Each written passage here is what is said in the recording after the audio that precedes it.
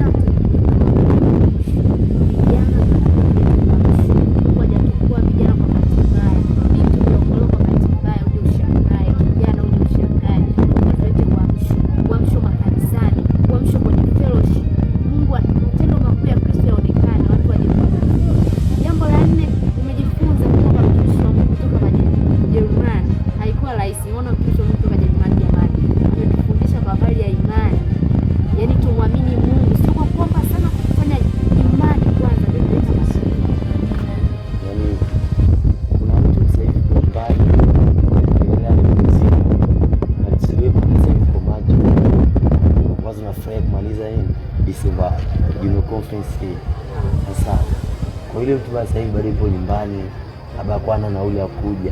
Kwa hiyo kama wewe uliokuja katika Junior Conference unaweza kumshauri nini? Yeye akapata uamsho atakayofuata. Akapata kwa mimi nachomshauri aliyekosa Junior Conference 2026 ya kwamba asikose, ajitahidi asikose Junior Conference 2027 kwa sababu ukija Junior Conference unajifunza vitu vingi sana kwa habari ya uamsho, kwa habari ya kukutana na Mungu wako, vitu vyako vingi vinazidi kuongezeka. Kwa hiyo namshauri ya kwamba Junior Conference 2027 asikose.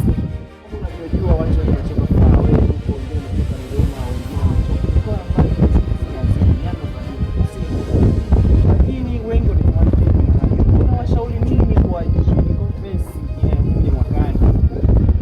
Kwanza niseme ni kweli kabisa, hapa tumekutana vijana wote kutoka Tanzania nzima hadi na Wazanzibar pia walikuwepo na mikoa yote ya Tanzania. Tumejifunza mambo mengi sana. Tumejifunza kwa habari ya hata watu kutoka maeneo mbalimbali, lakini kiufupi ni kwamba ushauri wangu kwa wale ambao hawakuweza kufika mwaka huu, na washauri sana kwamba mwaka ujao conference kama hii inayofanyika wajitahidi sana kwa namna yote ili waweze kufika katika kongamano hili, kwa sababu kuna mambo mengi mazuri ya kujifunza na kujenga sisi kama vijana. Amina sana. Mungu akubariki sana mtumishi wangu. Amina na Baba. Junior Conference 2027 Kasweta takwimu usipange kukosa.